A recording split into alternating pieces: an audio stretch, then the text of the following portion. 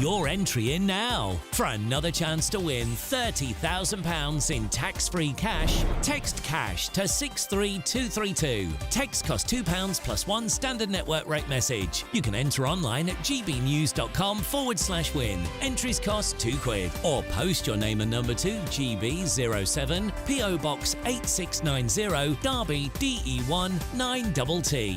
UK only. Entrance must be 18 or over. Lines close at 5 p.m. on the 30th of August. Please check the closing time if listening or watching on demand. Good luck. Good afternoon, Britain. Your lunchtime update on the stories that matter across the UK. From breaking news and insightful analysis, inspiring stories and lively debates. You're comparing yourself to a former Prime Minister. Which is it? Stay informed, stay updated, stay entertained. I just don't know how anyone would not want to be there. Every weekday from midday. We are Good Afternoon Britain, only on GB News. Britain's news channel. Welcome to State of the Nation, daily plunge into the stories shaping our country. I'm Jacob Rees-Mogg, and Monday to Thursday we bring you the insights, the facts, the truth about how our country is being governed. Because what happens in Downing Street matters down your street. Tune in to State of the Nation every Monday to Thursday, 8 to 9 o'clock. Only on GB News, the People's Channel, Britain's news channel. Join me, Camilla Tominey, for a frank and honest discussion with those in power that cuts through the spin and gets to the heart of the issues shaping our nation. You haven't confirmed that you want to stand as leader, but you haven't ruled it out either. This report basically says that he's not fit to stand trial. Is he indecisive?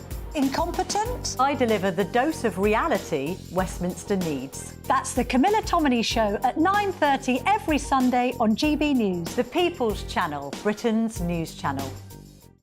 Hi there, I'm Michelle Dewberry and I'm going to take a second to tell you all about my show, Dubes & Co. We start off with the issues of the day. We then bring in both sides of the arguments. We get rid of the disrespect. And then you throw me into the mix. And trust me, I'll tell it exactly how it is. And then, of course, the magic ingredient, you at home. We mix it all together and what have we got, in my opinion, the best debate show in town.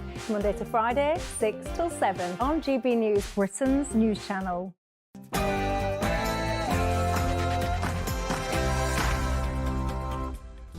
Hello there, coming up in the Saturday Night Showdown as Keir Starmer stamps down on social media companies over what he deems to be fake news. A look at some of the porkies Labour have told to see whether they should be sent to the gulags first under this free speech clampdown.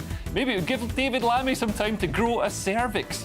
We'll also be looking at naughty tweets from one of Labour's MPs that have resurfaced.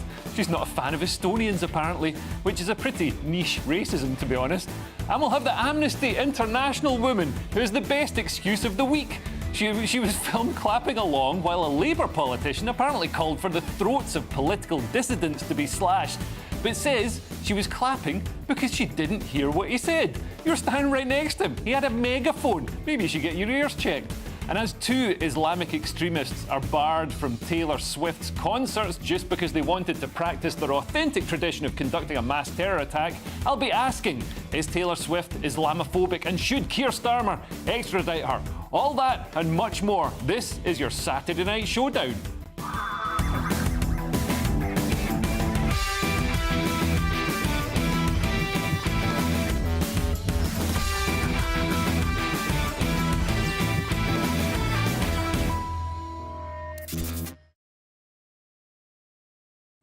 Discussing all tonight's topics with me are my brilliant panel. Joining me tonight are the comedian Ben Adams and the lawyer, TV presenter and international playboy Andrew Eborn. Look at them over there like Crockett and Tubbs. I'm not sure which one's which. But first, let's get your latest news headlines from our huggy bear, Sam Francis.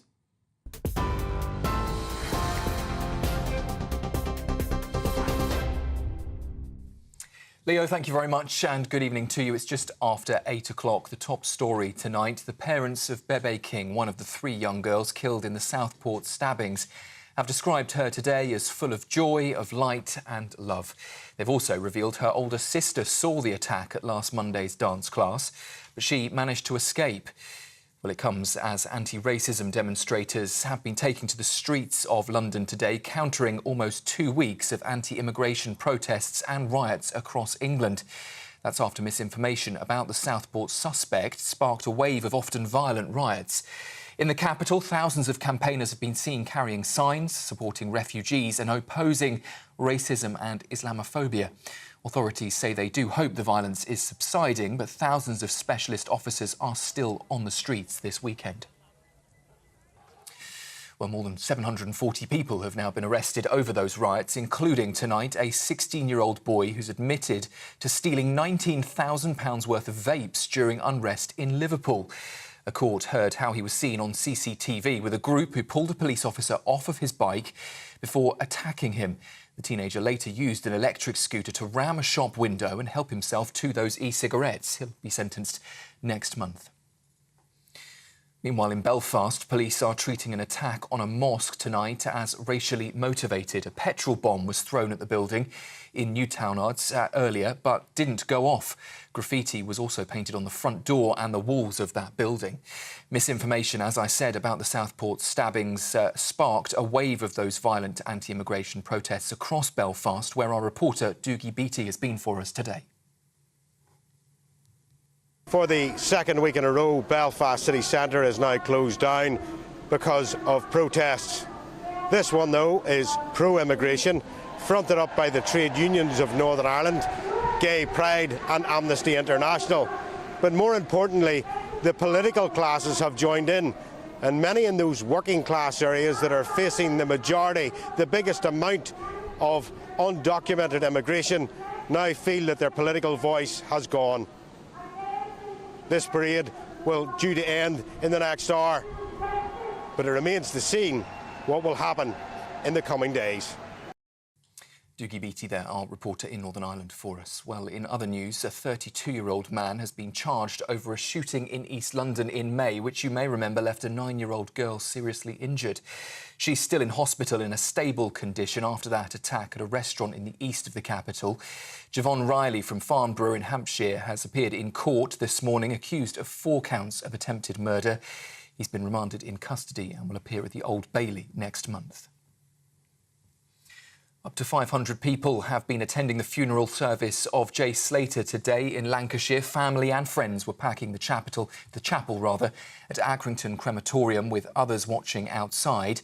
Most were wearing blue in memory of the 19-year-old who fell to his death in a mountainous region of Tenerife in June.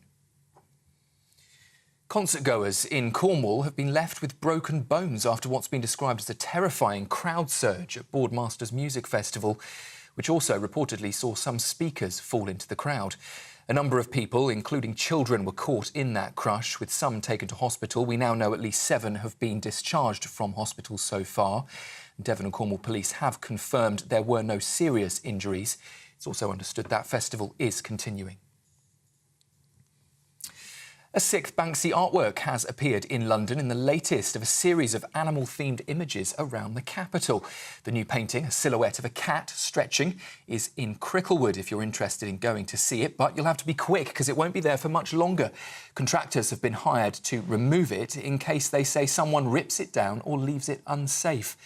A fresh image has sprung up overnight every day this week, including outlines of a wolf, a goat, elephants, monkeys and pelicans.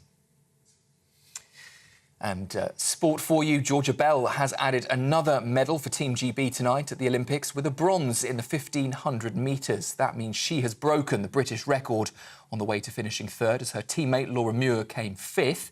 Great Britain's men's and women's relay lineups go for more medals tonight in the 4x400 metres.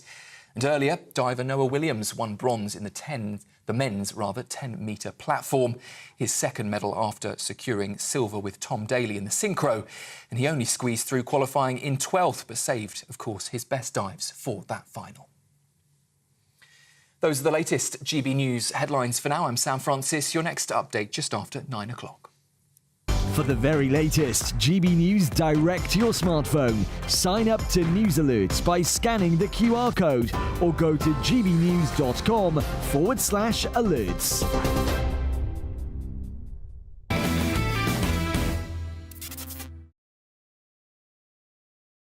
Thank you, Sam, and welcome to the Saturday Night Showdown. Now, Keir Starmer announced plans to restrict the internet this week. After a deluge of criticism of the government's handling of the riots, he's going to revisit the Online Safety Act to ensure that social media platforms police posts that are legal but harmful and fake news. Fake news is going to be illegal. I hope Labour are first in the queue for the gulags. Keir said that 1 in 1,000 women have a penis, and David Lammy says men can grow a cervix. Is it transphobic to say only women have a cervix, David? I don't know if it's transphobic, but it's not accurate, Nick. I mean, obviously, it's probably the case that only that trans women don't have ovaries, but a cervix, I understand, is something that you can have following various procedures. A woman can have a penis. Nick, I don't think we can conduct this debate with, Sorry, have I offended you in some way? No, it's just... I don't know if David Lammy thinks he's got a cervix, but if he's in the bathroom with a little mirror looking up there, I don't know what he's finding. Also, Nick Lowells, the head of extremist group Hope Not Hate, spread a dangerous rumour that Muslim women were being targeted by far-right thugs with acid attacks. He said, reports are coming in of acid being thrown out of a car window at a Muslim woman in Middlesbrough. Now, the police denied that this had happened, but Nick left this dangerous misinformation up on Twitter, full in the knowledge that Muslim mobs were roaming parts of Britain looking for white men to attack. And lo and behold, here's a Muslim man clearly incited by this false rumour. Our fathers have come from a different country to here. We were born here. We are British, Pakistanis, we are Muslims. We will stand here. We will fight against EDL. We will fight our ground. Our innocent Muslim sisters are getting acid attacked. Mosques are getting broken. But everyone should be here. The EDL. Lovely stuff. And how is harm defined for harmful but legal posts? Inciting violence is obviously already illegal. Keir's plans would target things like posts encouraging eating disorders or causing offence. This could include horse riding tutorials, as horse riding can be physically dangerous, or it could include martini recipes, as alcohol is harmful and is linked to depression. We already have a highly policed internet. In 2017, The Times found that 3,395 arrests had been made for Section 127 offences, which is used for cases of online abuse. The reason so much misinformation was flying around before the riots was because the government didn't tell us what was happening. We still don't know any possible motive. And instead of acknowledging people's concerns or reassuring people that he was going to do everything possible to keep their children safe, Keir instead turned round and smeared everyone at the protests as far right, which is definitely misinformation. Now, I'm joined tonight by Andrew Eborn and Ben Adams. Andrew, you're a lawyer, so I'm going to start with you, because a key principle of the law should be that it shouldn't be easy to accidentally break the law. You can't accidentally burgle a house, for example. But Keir and the government were warning that, watch out what you post, because you might accidentally break the law. Yes, lawful but unwise. Maybe that was something else on that sort of basis. You have to work on the basis that everything has to be transparent. It has to be very easy to understand. And the optics, as they say in politics, on this are horrendous. Yeah. It's got to be freedom of speech, but not freedom from consequences. If you clamp down on everything, it's going to be absolute nonsense. As you know, I present this series, Fake or Fact. Yeah. They could get rid of it, get rid of fake news altogether, and work on that sort of basis. But you also had to determine what makes sense, what is fake news, because sometimes it gets revealed much, much later on. And if you put an obligation on these various media platforms, the social media platforms, to enforce it, it's going to be quite a heavy obligation. Yeah. And actually, it's going to be completely unworkable. Yeah, and also there was issues such as, the Hunter Biden laptop story was smeared as fake news, like the Democrats and the social media platforms colluded to bury it and classify it as fake news, even though it was real and it could have really, swung the election. I think nowadays you just don't know what's real at all. You literally can't trust anything. And then the idea that people are sort of walking past a newspaper or even reading a newspaper at this point. No one reads newspapers. But the idea that they're doing that and then suddenly going, right, oh my God, I've got to get to Greg's. It's just... It's nonsense. Yeah, or looking at Twitter. People were saying, "Oh, Andrew Tate is stirring up this, this evil mob." It's like nobody's looking at Andrew Tate and being like, "Well, there's a dependable source for information." You know what I mean? I don't know why you would look at Twitter and then suddenly go, "Yeah, this is 100% right." or anything really. Twitter, well, the biggest problem is this. It was Channel 3 Now, you might remember, that started this wrong rumour about the murder of these 3 little girls at a Taylor Swift party. Right. And Channel 3 Now, it's still up there. People said it was a Russian state. It's not. They're based in America. They've only got 3,418 followers, so they're not that big. But they wrongly claimed, they put out a post saying it was an Islamic particular person. They even had a photo of somebody. And that misinformation is what caused a lot of the upset. So you're absolutely right. We need to look at that mischief. And the thing about the law, in order to get clarity, you need to knowingly do something. If you're knowingly putting out information which is likely to cause a riot or mens rea, look at you with your mens or women's rea or trans rea, you can have all of that. But it's exactly that. You have your actus reus, which is your actual deed, and the mens rea, which is your guilty mind. And you have to have both to make it work. Yeah. And I think we often have guilty minds. But looking at, because you're a comedian, Ben. I am. Remind him. Yes, funny you should say that. Looking at fake news, I mean, so much satire could be classed as fake news. Sometimes we say something, and obviously we're British, so we've got this ironic deadpan. The face, the surface level isn't what we're actually saying. I'm so scared to be ironic in any way now, because people are just like, "Oh my God, he thinks that. That's just madness." Yeah, it's just very hard to sort of say anything. But I mean, what you were saying there about the misinformation with those 3 little girls and stuff, it's like, I don't really think it was the misinformation that made people riot. I think people were already expecting something to happen, and the guy was Welsh, born and bred, and he had I think he wore a Welsh flag every day, and that's fine. But probably one of the most Welsh people I've ever. Do you know? Definitely. And because he was saying that all the time. He was always that. I think that was pretty good Welsh. That was Welsh, was it? That was brilliant. I love it. I was going to get you a glass of water. But no, I think that there was already a precedent set of people just angry anyway, and it was just sort of the straw that broke the camel's back. But it is, however, abhorrent that people hijacked the murder of 3 little girls to go and nick a new telly. There's no relevance at all on that sort of basis. Is it as abhorrent as killing 3 little girls, though? Probably not. Well, that's the thing, because there didn't seem to be a lot of capacity for recognition on parts of the left that people were genuinely horrified by this. And on some level, it was worse even than, when terrorist bombs go off, because this was a very, he did it with a knife. It was horrendous. But the families, in answer to your question, the families themselves, they pleaded, please don't hijack our grief. We don't want you rioting. It's just making it even worse for us. But then people understood. People understood when, BLM happened, and the BLM riots were over a criminal in America who died resisting arrest, and he was a violent criminal. And to be honest, I didn't see that as appalling as these killings. That was awful, and it's just. I think, like you say, the families pleaded, but everyone had so much pent-up anger that they just had to get out somewhere. Obviously, it wasn't a good way to do it, but I'm not surprised by what happened, sort of thing. I can see why they were angry, but didn't go about it. But it's also the language that's used in the media. People call it a protest. It's not a protest, it's a riot. And you're talking about far right. Well, right so far. You've got to work on something there somewhere. You've got to work on the basis what it is. Sometimes there are just thugs out there looting. Other people, they've got legitimate concerns about what's happening and so on and so forth. And it's a tinderbox waiting to happen. And this is the problem. You've got to separate all of them. The reality is there's some horrible things going on at the moment. We need to be able to clamp down on these sort of things as appropriate, but we need to act responsibly. And also, we have to act very, very quickly. You compare what's happening to here, you work on that sort of basis. Look at what happened at Manchester Airport, for example, and they're still investigating it. You get the drip feed of the video where somebody was apparently stamping on somebody's head. Then later on, you've got a bit more of a different video. It's the scuffle beforehand. And I can tell you, a bit more... and broke her nose. It was horrendous, absolutely horrendous. And a new one's coming out as well with this pepper spray, which is illegal for people to use. And that's going to be more and more charges are coming out. The reality is they've been very slow to charge people, which is why we can talk about it in the media, as opposed to all these people who are appearing in court as a result of the riots. This is just quickly about... so this is why X is so popular with this misinformation stuff, because the media are so slow to get things out, and they want to check every source, and they want to make sure, so people are turning to X, and that's why they will go to any information.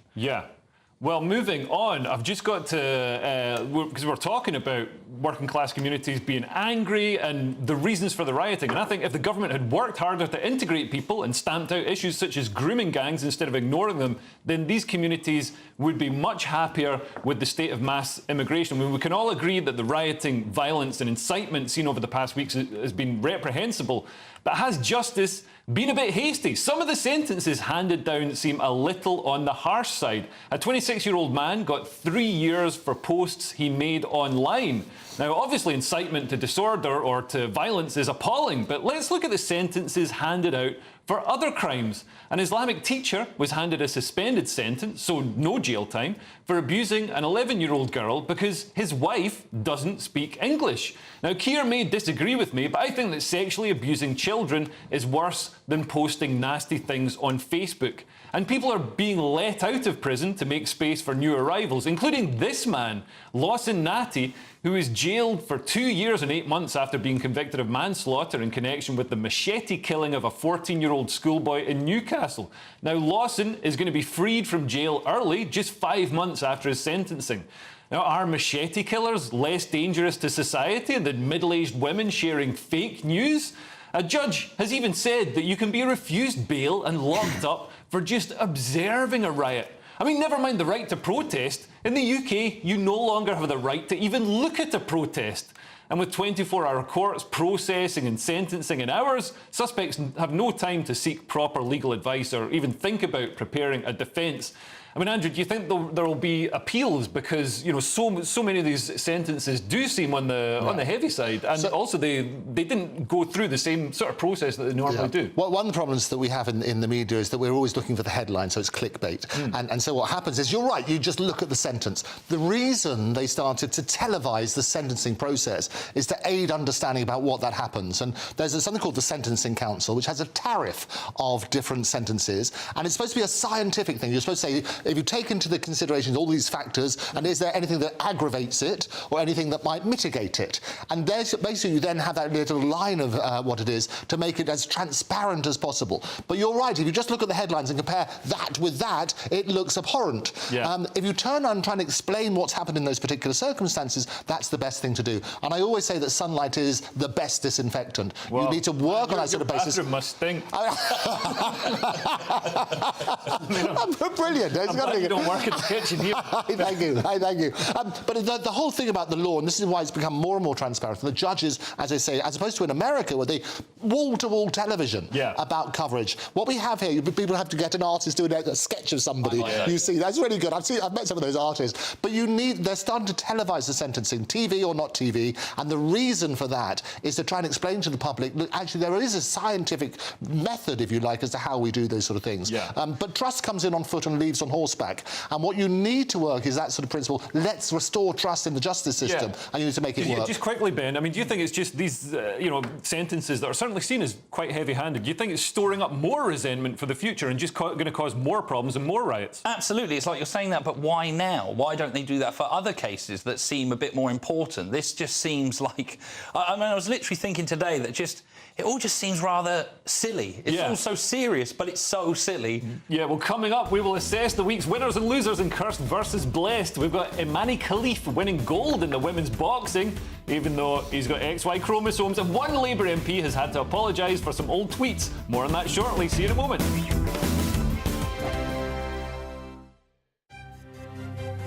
GB News Breakfast. Every day from 6 a.m. Football and gambling can go hand in hand and cause long-term problems. New figures show that young adults aged between 16 and 24 who have bet over the last year are more likely to report mental health issues compared to those in older age groups. And joining us now to discuss this is Matt Burgess, who is a former gambling addict and now helps those to deal with their own gambling issues. Yeah, I think gambling is one of those things that is so accessible now.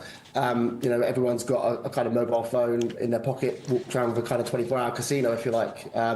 So I think it's really important that people realise that we have to sort of recognise that is a month of quite condensed gambling, and we don't want people to sort of carry that on into their everyday life, because that's when it can become really risky and it could become addictive.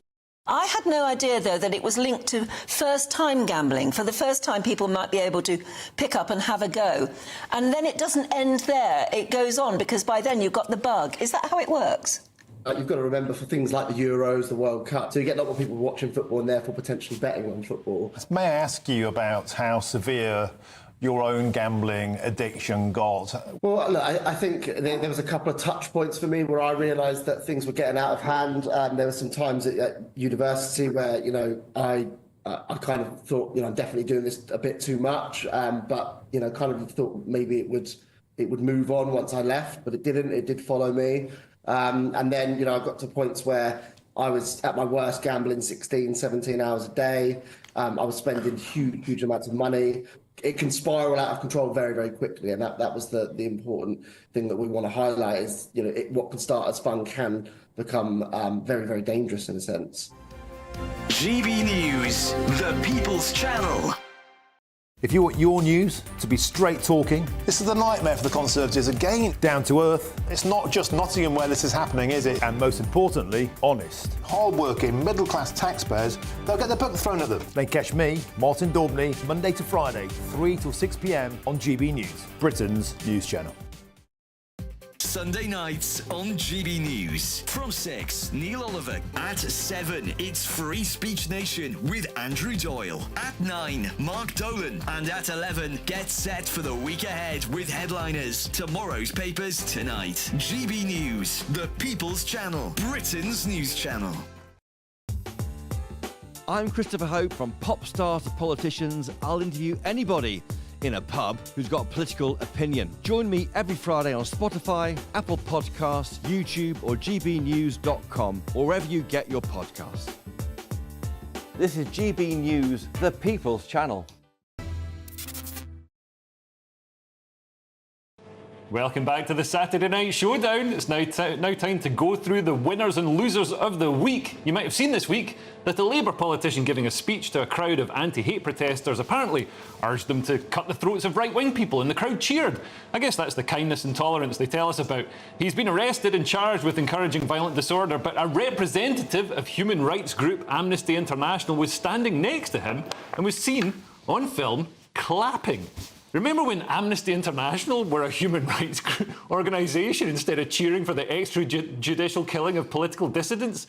Well, she's come up with a fantastic excuse. She couldn't hear it, apparently. Couldn't hear it? You might want to get your ears checked, love. You were standing right next to the guy and he had a megaphone. Incredibly, The Guardian painted her as a hero in this article with the headline, "Anti-racism activist in London reports break-in attempt after far-right threats." Oh, she's a victim.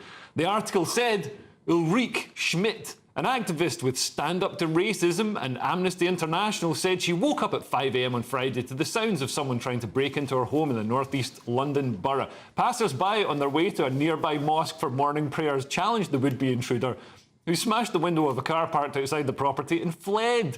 She said, "We know there are elements among the far right who are hardcore Nazis and they are happy to kill. But Ulrike, they haven't killed anyone, and you're the one cheering on the killing." I mean, does it show that people will go along with anything if they think the group that they're in will allow it?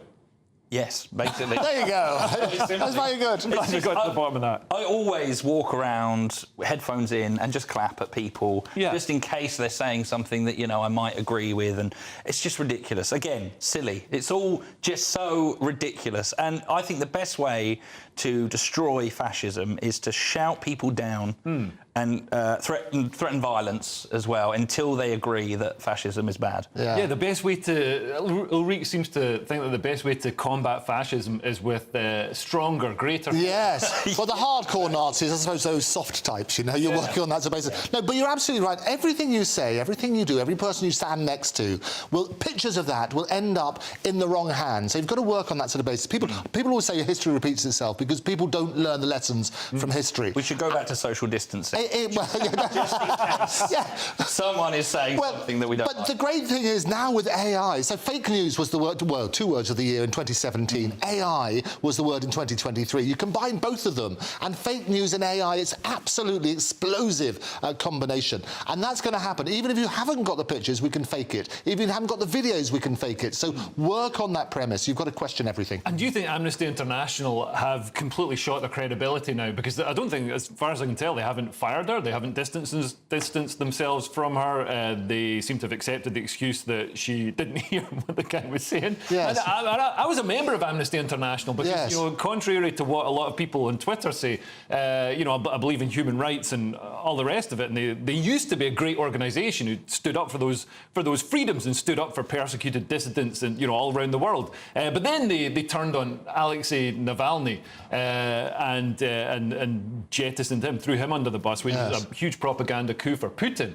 And do you think this is the final nail in it? Well, I think what happened, you made a really good point. And the question, as I advise every organisation, you've got to have a very transparent way. How do you deal with these situations? As soon as it arrives, you can turn around and say, this is the procedure that we followed. Whilst they're investigating, either they're going to be suspended, we're going to get all the facts and so on and so forth. But the fact they haven't done anything, as far as we can see, to deal with it, raises that whole sort of issue. And it does go to credibility. Same with the BBC. You have about that sort of thing. There's always going to be questions about how quickly did they act in certain situations. Yeah. Who's messaging there on WhatsApp? Questions like that. What's he doing with that talk? But no, exactly. You work on rough justice. You work on that sort of basis. And what's going to happen each time?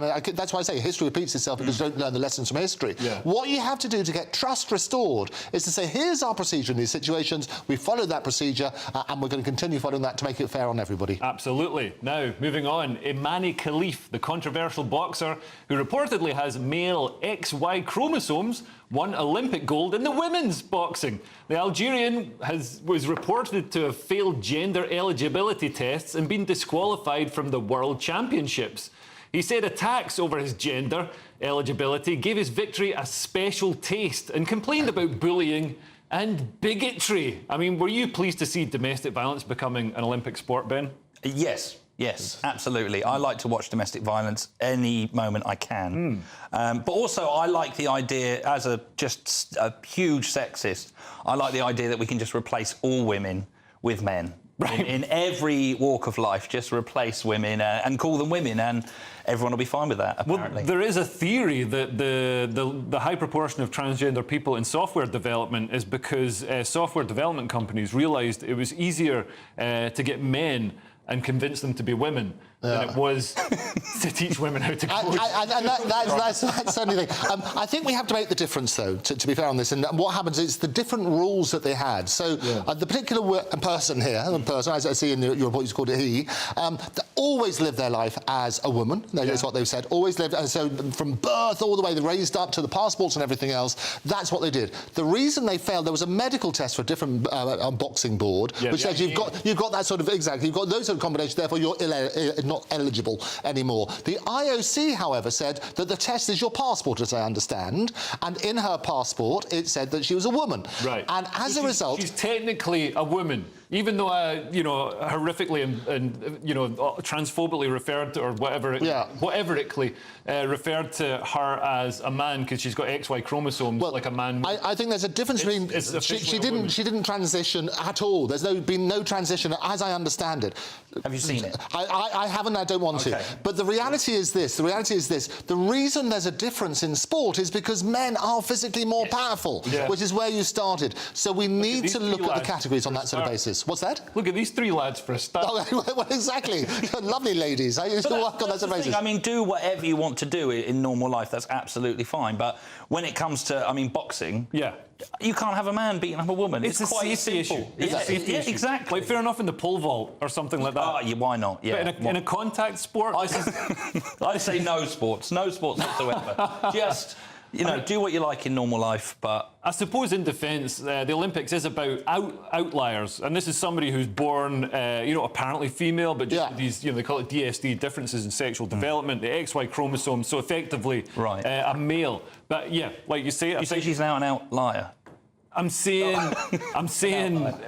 so she's born, she was assigned female at birth, yes. But has XY chromosomes. I think this is why, I mean, such a sensitive topic, I know we can have a look at things, but I'm very, very clear on this, is that it has to be, if it's something to do with physical strength, and that's the reason for the difference, men should not be in women's sport, full stop. Agreed. The difficulty here is it's not the athlete's fault on this one, because it's the IOC who set the eligibility rules. Yeah, I don't know, you can maybe have a look at your chromosomes and be like, well, maybe I'm not going to punch women in the face. No, but we work on that. So I get that as well. But the IOC said these are the people who are eligible to take part in this competition. Yeah. So is it the athlete's fault? I play devil's advocate occasionally. Yeah. And so you work on that sort of basis. But there is a difference between the trans side, but because this person was not trans. They said they've always they haven't had an op or anything else. I don't know whether that's true. I don't want to look at the history, but that's the reality. And that's the question. So what the focus needs to be on what the rules are for the eligibility. Yeah. OK, well, with the Labour Party currently doing a Venezuelan speed run to institute an authoritarian police state and a bloated, omnipresent public sector, it's hard to remember there was a time when Labour MPs might have shot from the hip instead of repeating the dull socialist mantras of their Borg leader.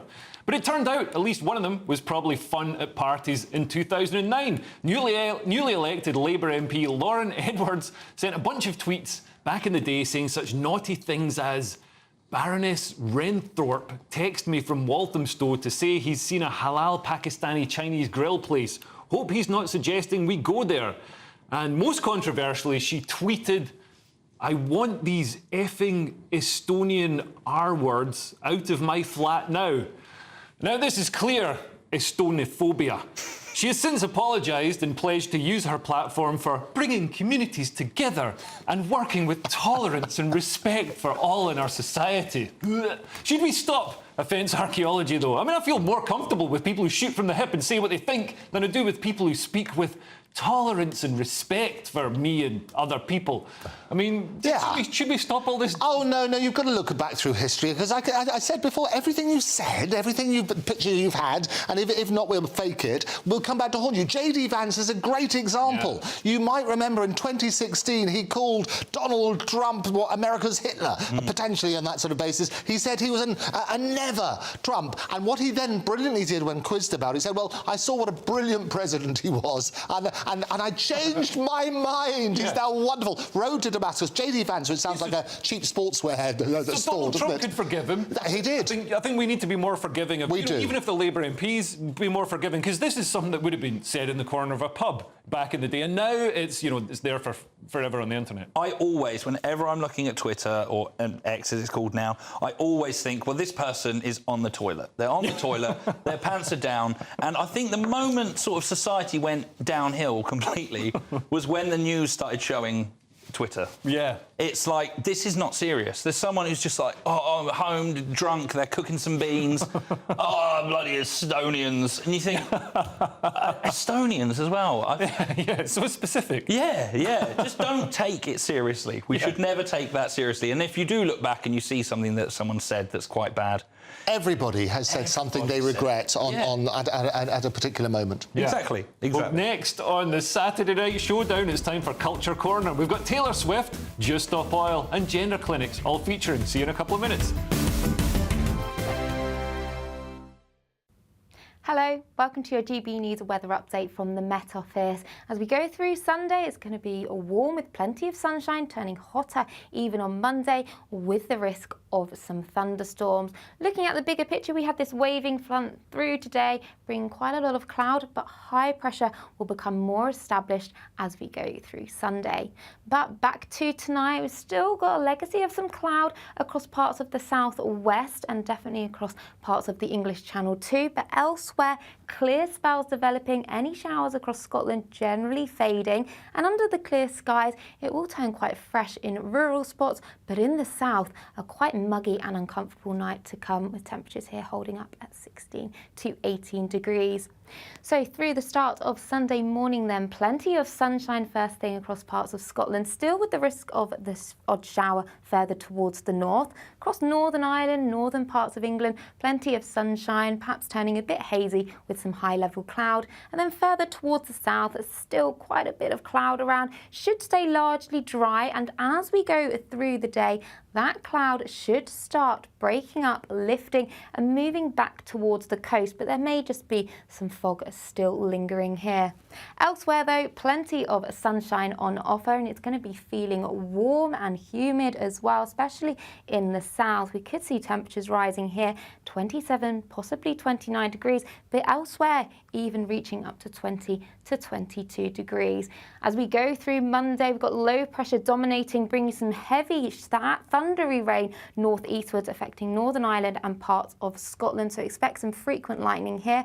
Elsewhere, largely dry, plenty of sunshine. It's going to be feeling hot and humid. In the south, we could see temperatures rising up to 32, possibly 33 degrees, and then turning fresher Tuesday and Wednesday. Join me, Neil Oliver, every Sunday night at 6 p.m. on GB News. And if an hour is not nearly enough for you, go to gbnews.com for special extended episodes online every Friday at 9 p.m, where we can truly get into the nitty-gritty of what's going on. GB News, Britain's news channel. Join me, Nana Akwe, for an informative, interactive news programme with a difference. It's fun. It's true. You're not wrong. No one will be cancelled. Lovely. Join me from 3 p.m. every weekend, only on GB News, Britain's news channel. We're proud to be GB News, the People's Channel, and as you know, we always love to hear your views. Now, there's a new way of getting in touch with us at gbnews.com/yoursay. By commenting, you can be part of a live conversation and join our GB News community. You can even talk to me, Bev Turner, or any of the members of the GB News family.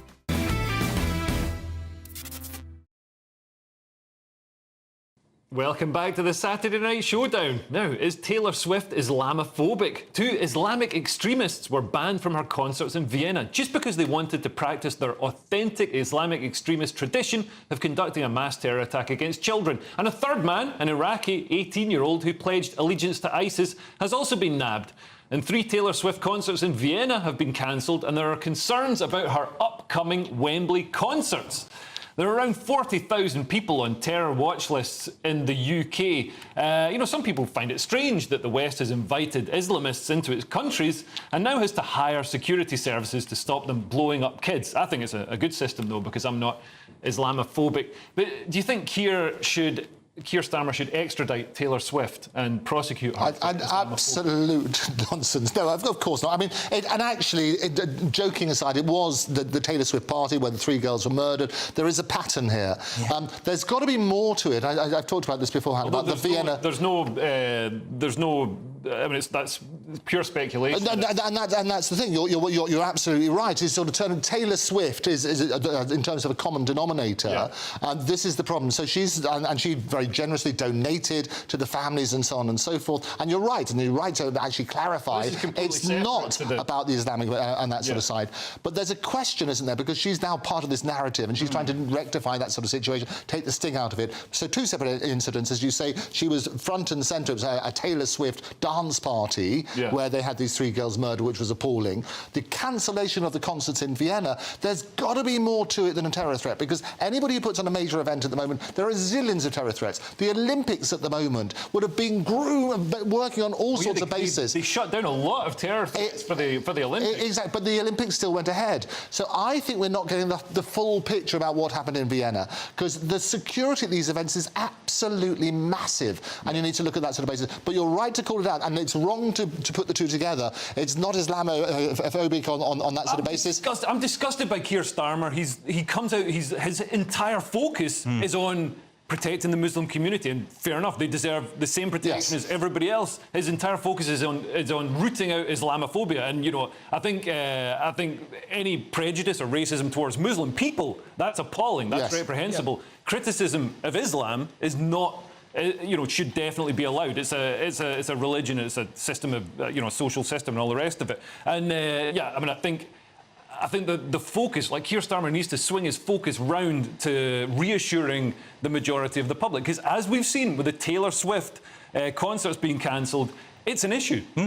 I don't know why Keir Starmer's doing this. It seems to be like he's got a book that's the worst possible thing to do when people are rioting about these killings is to just go the other way. And he must know this, but he keeps pushing this whole narrative. But I mean, as for Taylor Swift, every concert's probably got, like you said, so many terror threats, so many. Everything does. Why is it news? And strangely, Taylor Swift, the name just keeps coming up again and again. And like you say, it's completely unrelated. It's completely unfair. But also we know about. No, but also I think we have an obligation in the media to try and take the sting out of it. That the words that are used is basically inciting hatred, and we've got to be so careful. Just as that false report when that came out from Channel 3 Now, which I talked about earlier, that's basically sparked this sort of stuff. That misinformation, the language used as a result of it, is stirring up hate. So we've got to turn down the rhetoric, question everything, because there's a lot of false reports going out there, and prejudices are just coming to the forefront. Yeah, now, I think most of us have been sick of Just Stop Oil for a while, but now even one of their biggest fans, the green energy tycoon Dale Vince, is fed up with the group. Dale gave lots of funding to the radical activist group when it was protesting to prevent new drilling in the UK, but believes since then it has gone too far. The new Labour government has already pledged to meet Just Stop Oil's demand to stop new drilling. But now the posh, smelly eco-freaks, I'm talking about Just Stop Oil, although that description also fits the Labour Party, want to end all fossil fuel extraction by 2030. Dale said that he was not a fan of Just Stop Oil's new, even more extreme aims, or of its blockading of airports. Maybe he just wants to get away to Tenerife this summer. What do you make of the Just Stop Oil thing? Do you think people were broadly on their side back in the day, but now they've lost everybody? I was never on their side. I'd never been on their side. I think they're a bunch of, like you say, just posh, just idiots that spray everything orange, and you think, just go away. Just go. Every time a story comes out, I don't think one person's going, good on them. Yeah. Good on them. This is what we need. This is what we... we need the Mona Lisa covered in orange paint. We need this. Yeah. Just stop oil. Desecrate Stonehenge. Why? That'll win us over. They're sitting around going, I know, right, how can we save the world? Stonehenge. Yeah. Spray Stonehenge. Well, of course. It's an absolute nonsense, and I don't believe, and I've shared many a studio with Just Stop Oil people and things like that, I don't believe there's a single person who's seen their action and has converted to their way of thinking as a result of it. So anybody who might support the thing about oil or the environment or whatever, none of their actions is going to get them to convert on that sort of basis. So Dale's quite right to turn around and say, actually, the Labour Party have said, look, we're not going to issue new licences and so on and so forth. Their pledge just mustn't have anything by 2030. It's just rubbish. Yeah. You need to work out the reality of these sort of things, and the misinformation that's being spread about this whole sort of thing needs to stop as well. Yeah, we need to stop it. Now, I don't understand the controversy over child gender treatment. I had it when I was a little girl and it didn't do me any harm, but new figures have revealed that more than 5,700 under-18s have been left waiting for a specialist appointment at 2 clinics set up to help children who want to change gender. And one of the children waiting for gender treatment is only 5 years old. Gender treatment for kids typically involves hormones, drugs and puberty blockers, followed by surgery to remove breasts or genitalia and construct a simulacra of the opposite gender. The Tavistock and Portman NHS Foundation Trust was previously the only clinic providing gender services for children, but it was mothballed when an investigation into gender services, the Cass Review, found that gender treatment for children had nebulous benefits, as puberty usually resolves gender dysphoria, and also had some pretty serious risks, with sterility and other health problems very common.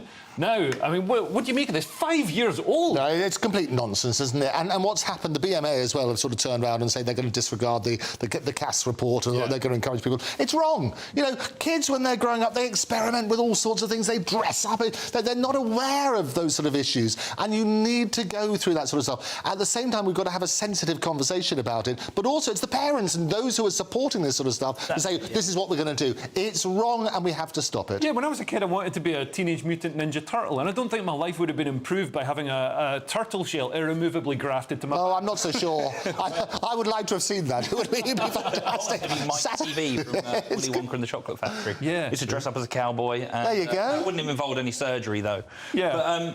No, I think the parents, exactly. I've always thought there should be a test, maybe a psychological test before someone has children. You've got to go through so many checks before you have a dog, before you adopt. Why can't these people... Oh, I'm pregnant. Well, you've got to come and do this test first, otherwise...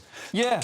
Because, I mean, if you look at somebody like in Hollywood, like some of the celebrities, all their kids are transgender or non-binary or whatever, and it's clearly just a cult. Anyway, next on the Saturday Night Showdown, it's time for Clown World. We've got JD Vance's comments on childless cat ladies continue to cause controversy. The civil service have been warned against fetish gear, and Iraq is looking at lowering the legal age of marriage. Don't go anywhere else. Sir Jacob Rees-Mogg's State of the Nation, Monday to Thursday from 8 p.m. Well, I'm joined now by royal biographer and former royal photographer, Ian Lloyd. Ian, hello, Jacob. Thank you good evening. Thank you for joining me. This is going to be great, isn't it? The opportunity to go around and see where the King comes onto the balcony from. Really interesting insight to how Buckingham Palace works. It's exciting. I went yesterday, there was a press preview, and the thing that struck me first of all is that if you're the King and or the late Queen and you're on the balcony, you can't see the Mall. I mean, we all see people coming down from the top, you know, thousands of people crowding in towards Buckingham Palace. They can't see it because of this great monument to Queen Victoria called the Queen Victoria Memorial, or they call it the wedding cake, but it blocks the view. So apparently the King has a TV in there. And the late Queen did as well. So what they do is they when they're waiting to come on, they're watching the TV to see how the crowd's getting nearer the palace. And the other thing that struck me is when we were on it looking down, is you can actually see individual faces in the crowd out there because we looked out, you know. So they do get a good view of what's happening directly underneath the palace, you know. So they can see individuals. So if there's a friendly face in the crowd, they can see that person and possibly even wave. But they can't see that enormous mass of people you get at the big events that goes back towards Admiralty Arch. The other thing I learned is there's a great historical link because the person that put the east wing on the palace, because it was originally 3 sides, and Queen Victoria had, of course, 9 children, so they had to build a 4th side for all the nurseries and things. Edward Blord was the architect, but the master builder was Thomas Cubitt. GB News, the People's Channel. Every Saturday, 10 till 12, we'll bring you all of the news that you need to know. We'll also remind you that there is so much to smile about. It's my favourite time of the week. I get to relax, enjoy some light-hearted stories, and let Ellie teach me about fashion too. That's Saturday Morning Live, every Saturday, 10 till 12. Only on GB News, Britain's news channel. I'm Christopher Hope. From pop star to politicians, I'll interview anybody in a pub who's got a political opinion. Join me every Friday on Spotify, Apple Podcasts, YouTube or gbnews.com, or wherever you get your podcasts. This is GB News, the People's Channel. If you want your news to be straight talking, this is a nightmare for the Conservatives again. Down to earth. It's not just Nottingham where this is happening, is it? And most importantly, honest. Hard-working, middle-class taxpayers, they'll get their book thrown at them. Then catch me, Martin Daubney, Monday to Friday, 3 till 6 p.m. on GB News, Britain's news channel.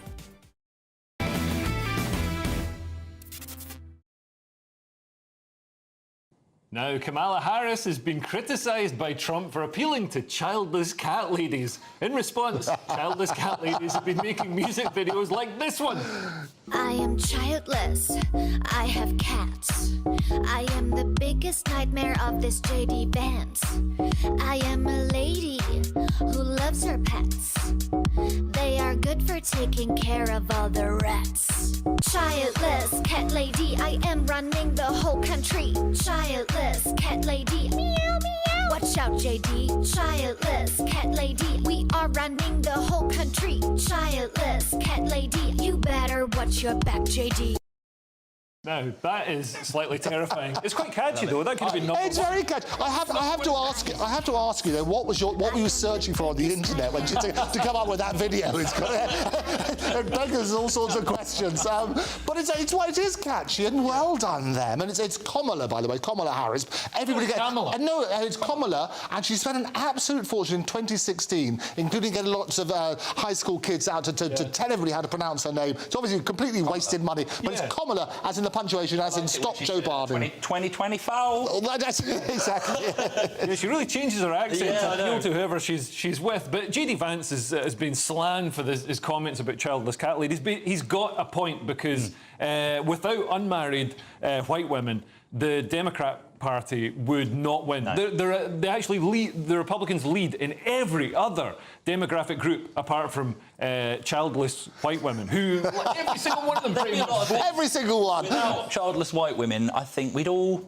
I'm not going to say be a lot happier, but a lot of things wouldn't be happening. But at least in 10 years' time, I mean, hopefully maybe 5 years' time, she'll also be catless, this lady. So, oh, that's awful. That's terrible. Oh, look, the phone's going. We love cats. Catless and child. No. She'll still have her antidepressants and her wine. Anyway, a civil servant has got into trouble for wearing fetish gear to work. Saorsa Amathea Tweedale, well done. Well done. She chose her name as well as the gender, who co-chairs the LGBT plus civil service network, turned up to the Department for Work and Pensions looking something like a version of Pornhub directed by Tim Burton. Yes. Miss Tweedale, 58, that's not her there, that's me, is said to wear low-cut black corsets, fishnet tights with high heels and a gothic choker with a pentagram. Oh, this is when she attends the office. Other people in the office complained about it. Boo! These killjoys. I mean, what's wrong with her? I imagine when I see tax go out of my wages, I do imagine them like this with a big whip, and I do imagine. And I think if they can't afford the fetish habit, we could have a whip round for them, couldn't we? We could, hey, I think I'm here all week. We could work on that. It is extraordinary, isn't it? And people will hijack legitimate, let's be, freedom of expression, but there have to be some sort of rules and regulations in place, I would have thought. It should be it loses its appeal if it's not in private. I don't. Well, this is the thing with with the pride parades where people are wiggling their bottoms and letting it all hang out and getting up to all kinds of lewd mischief. It's sort of and people are bringing their families to watch. It's like, how can you let go like that when there's family? It must ruin it for the people trying to have fun. If you're getting dominated and weed on, and you've got a little 5-year-old there watching, it's got to lose something. There's got to be something in you that's like, this isn't as fun. It's got to lose something. Yeah, something. No, but you're absolutely. There's a time and a place in the office, not time and place. But it's also you're sensitive to everybody in the conversation and in the work environment. It's not right, but they could fancy-free Friday, fetish Friday. Have one of those every now and again. Passive-aggressive note on the front. Oh, exactly. People, please not wear their fishnet. Exactly. And finally, we'll just squeeze this on. It's been reported in the Daily Mail that a conservative coalition in Iraq has pushed proposals to lower the legal age of marriage for girls to just 9 years old, speaking of fierce backlash from activists and rights groups. But critics fear the Shia code would be based on Jafari jurisprudence, allowing girls as young as 9 and boys as young as 15 to marry. Under current Iraqi law, both can marry from 18, like in a, normal society. It's sparked protests in Baghdad. I mean, this is a religious leadership pushing this on the population. Baghdad sounds like it's, it's quite sensible. The people there are quite sensible. This is religion, spoiling things for people. I'm just thinking of jurisprudence. Like it's a Beatles song. Judas Priest. Got all their albums. Absolutely. I mean, it's madness, isn't it? I mean, why stop there? Why stop there? Well, we're going to have to stop here, unfortunately, because that's the end of the show. Thanks so much to my brilliant panel tonight. We've had Ben Adams, the comedian, and Andrew Eborn, the everything, the polymath. See you again next week. And don't forget headliners as well tonight at 11 p.m. Until then, here's the weather with Catherine Chalk.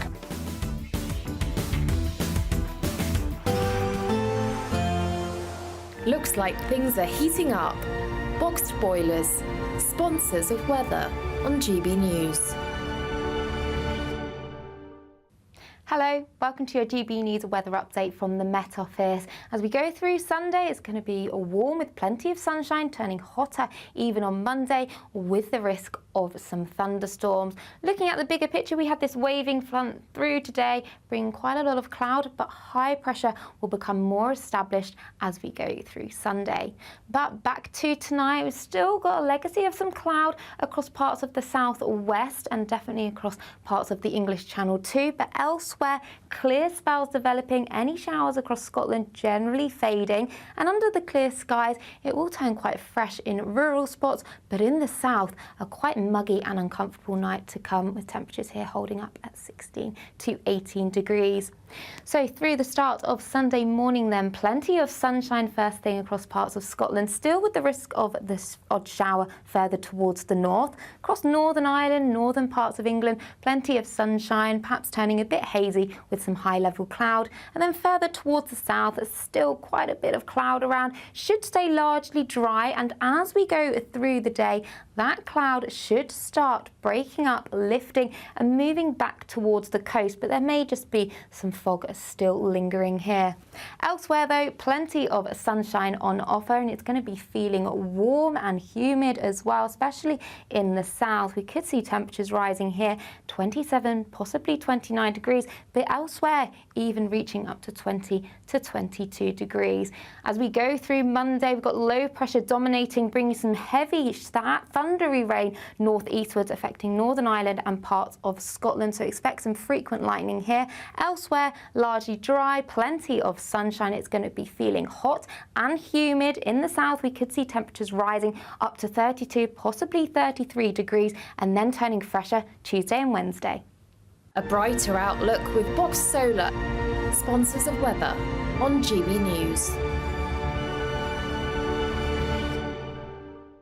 Celebrate a spectacular summer with your chance to win an incredible £30,000 in tax-free cash in our Great British Giveaway. It's the biggest prize of the year so far, and it's totally tax-free. What would you spend that on? Luxury holidays, a new car, or just put it away for a rainy day? Whatever you do with £30,000 in tax-free cash, make sure you don't miss out on a chance to make it yours. For another chance to win £30,000 in tax-free cash, text cash to 63232. Text costs £2 plus one standard network rate message. You can enter online at gbnews.com/win. Entries cost £2, or post your name and number to GB07 PO Box 8690 Derby DE1 9TT.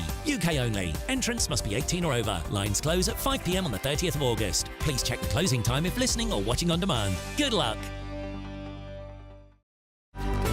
Good afternoon, Britain. Your lunchtime update on the stories that matter across the UK. From breaking news and insightful analysis, inspiring stories and lively debates. You're comparing yourself to a former Prime Minister. Which is it? Stay informed, stay updated, stay entertained. I just don't know how anyone would not want to be there. Every weekday from midday. We are Good Afternoon Britain, only on GB News. Britain's news channel. Welcome to State of the Nation, daily plunge into the stories shaping our country. I'm Jacob Rees-Mogg, and Monday to Thursday we bring you the insights, the facts, the truth about how our country is being governed. Because what happens in Downing Street matters down your street. Tune in to State of the Nation every Monday to Thursday, 8 to 9 o'clock. Only on GB News, the People's Channel, Britain's news channel. Join me, Camilla Tominey, for a frank and honest discussion with those in power that cuts through the spin and gets to the heart of the issues shaping our nation. You haven't confirmed that you want to stand as leader, but you haven't ruled it out either. This report basically says that he's not fit to stand trial. Is he indecisive? Incompetent? I deliver the dose of reality Westminster needs. That's the Camilla Tominey Show at 9:30 every Sunday on GB News. The People's Channel, Britain's news channel. Hi there, I'm Michelle Dewberry, and I'm going to take a second to tell you all about my show, Dubes & Co. We start off with the issues of the day. We then bring in both sides of the argument. We get rid of the disrespect, and then you throw me into the mix. And trust me, I'll tell it exactly how it is. And then, of course, the magic ingredient, you at home. We mix it all together, and what have we got? In my opinion, the best debate show in town. Monday to Friday, 6 till 7 on GB News, Britain's news channel.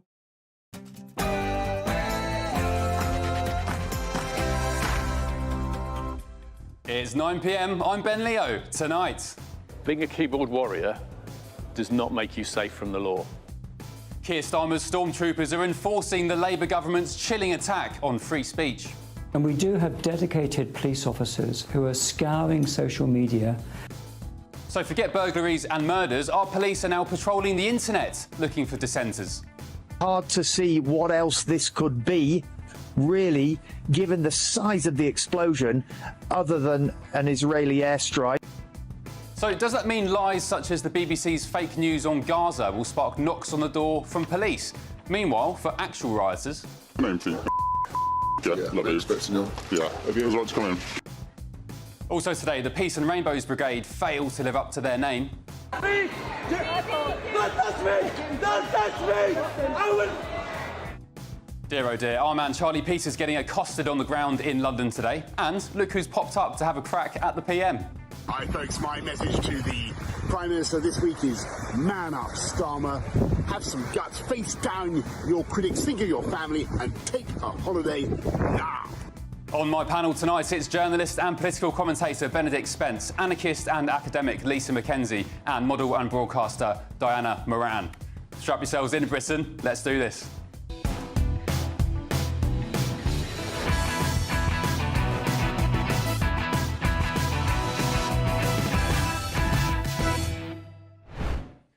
And some breaking news in the last few moments. The Metropolitan Police have released a statement on the incident involving our reporter Charlie Peters in London earlier today. They said it's important that the press are able to report freely, including at protests, without being subject to harassment, abuse or intimidation. The footage released appears to show a protester trying to obstruct a GB News camera crew as they reported on the protest by putting his hand up to the lens.